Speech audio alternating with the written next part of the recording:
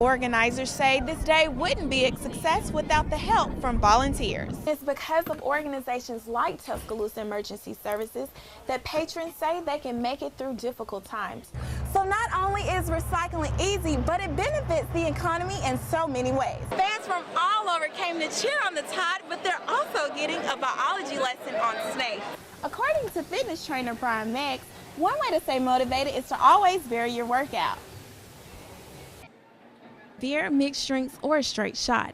The law has no problem if you enjoy a few beverages, but when you get behind the wheel is where the trouble lies. The National Transportation Safety Board is urging states to lower the blood alcohol level from 0.08 to 0.05. It's something Delynn Wilcox with the University of Alabama Health and Wellness says will affect people in different ways.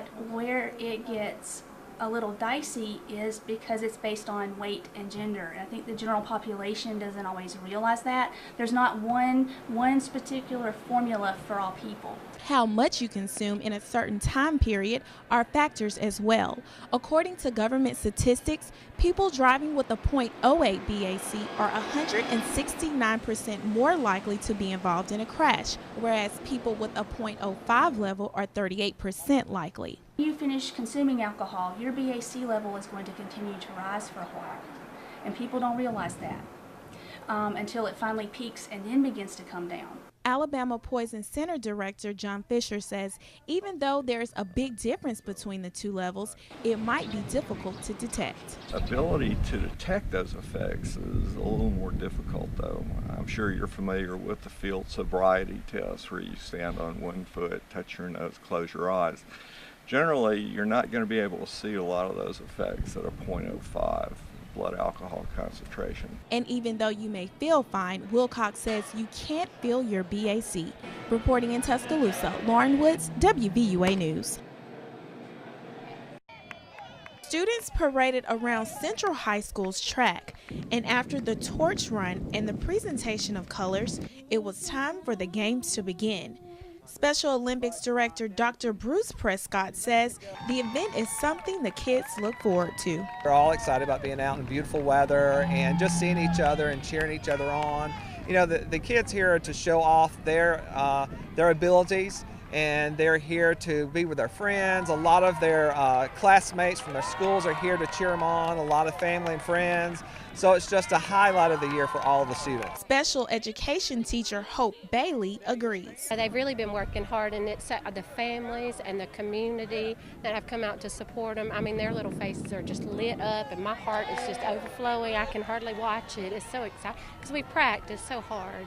And it's just an exciting day. Volunteers say helping the kids keep a positive attitude is key. We're just out here volunteering, supporting the kids, cheering them Olympics. on. Yep, cheering them on. Make sure everybody has a positive attitude, encourage each other. Organizers say this day wouldn't be a success without the help from volunteers. I appreciate Central High School and they're hosting the event, and we have so many volunteers. We could not possibly do it without all the volunteers. And with this help and support, these athletes can compete for what they trained so hard for. Reporting on the track and field, Lauren Woods, WVUA News. Dogs winning!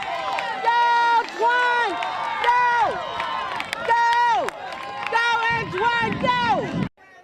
Hugs are given and names are signed, and it's all to show support for one of their own, a native of Bessemer that's now on the big screen. I play Wendell Smith, who was a sports writer for the Pittsburgh Courier. Holland says Smith played a big role in Jackie Robinson's life. A lot of times when you hear the Jackie Robinson story, you just hear about Jackie Robinson and Branch Rickey, who was the general manager of the Dodgers, who brought Jackie Robinson into the league. But what you often don't hear is that Wendell Smith was a person who had been campaigning for integration in Major League Baseball for 10 years, and he actually is the one who told Branch Rickey about Jackie Robinson. Nell Tubbs is the organizer of Movie Night and says this event is one way for the community to show support for one of their own. When we first started the idea, we decided to go out and try and get at least 50 people, to come out and show their support.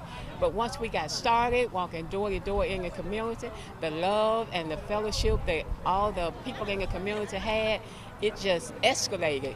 And we went from 50 to 75, from 75 to 87, and now we're at 125 people so far that will be here tonight watching this movie. Really blessed to know that my community cares enough about us to support us in what he's doing. And it means a lot to Holland as well. I just, really want to say thank you to all of them for, doing everything they did to make this possible for me. Because I know that without them, without that, my upbringing, and without all the people that's prayed for me over the years, without their support, I know for a fact that I would not have ever had the opportunity to do what I'm doing right now. Supporters say they hope 42 hits a home run in the box office. Reporting in Bessemer, Lauren Woods, WVUA News.